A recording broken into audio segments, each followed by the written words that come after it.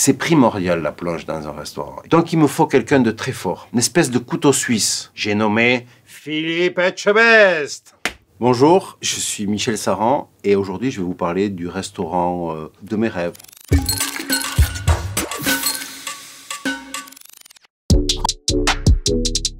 Je suis très attaché à mon sud-ouest et j'aime beaucoup Toulouse, donc je crois que je choisirai Toulouse. Toujours très difficile de trouver un nom. Celui que j'ai aujourd'hui, c'est Michel Saran, donc je ne vais pas le réutiliser. Prenez et mangez, ça me rappelle quelque chose.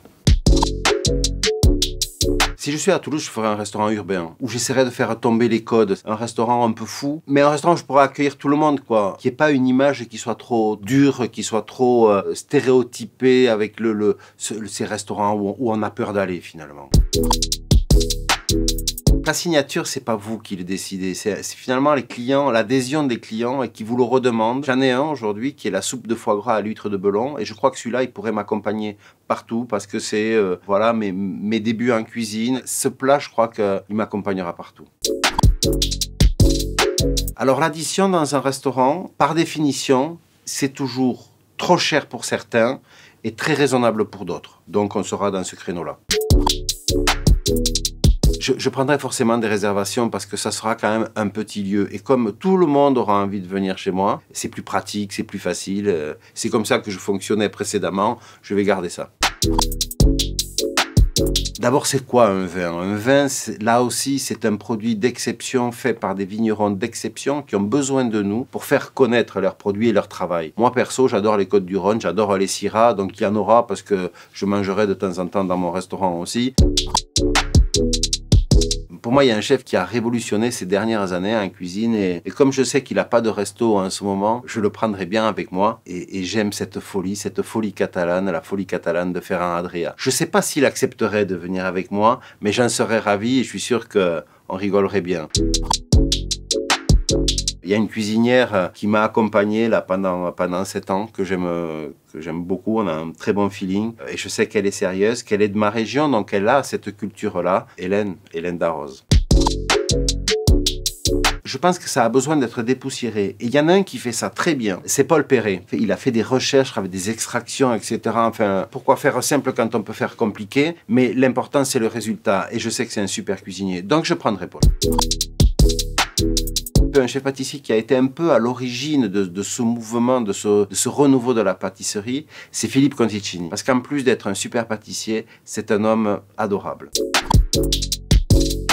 C'est primordial la plonge dans un restaurant. Et quand on parle de plonge, tout de suite j'ai de l'émotion, je vais vous dire pourquoi. La personne la plus ancienne dans mon restaurant actuel, qui a quand même 26 ans d'ancienneté, c'est mon plongeur. C'est Mohamed. Quand il n'est pas là, on s'aperçoit de ce qu'est la dureté de ce poste et de ce métier. Donc il me faut quelqu'un de très fort, une espèce de couteau suisse. J'ai nommé Philippe Etchebest. Je vais garder Arnaud, qui travaille avec moi depuis des années et qui me connaît parfaitement et qui fait un super boulot. On ne va pas prendre de risques. Alors pour la sommellerie, il faut une connaissance, mais il faut surtout qu'on sente que la personne qui vous vend le vin le connaît le vin, le vive le vin, aime boire. Et je voulais là aussi casser un peu les clichés et j'ai pensé à Gérard Depardieu. Ben d'après vous, mon couteau suisse. Philippe, viens vite, c'est le bazar.